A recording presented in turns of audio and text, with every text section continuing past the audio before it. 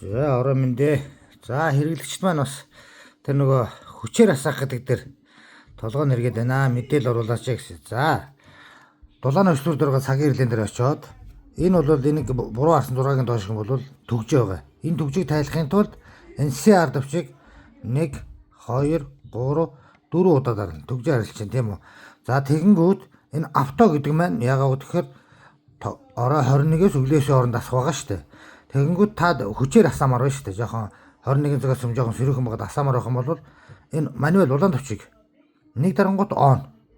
Ингээд он болгож асаангуудаа буцаагаад дахиад нэг дарчих авто. Тэгэл орхичих. Тэгэх юм бол одоо та уг нь энэ 21-ээс асах хэрэгтэй боловч та төрүүлээ асаачлаа тийм үү. Одоо 18 цаг ч юм асаачлаа. Тэгэхэд маргааш нь өглөөний 9 цагт унтраад нөгөөдрөөс буцаад яг 21 тагсгаар асна гэсэн үг шүү. Ерөөсөө энэ улаан давч бол off, авто, on гэсэн 3 моттой. Тэгэл авто дээр байж гэнэ гэсэн үг шүү дээ.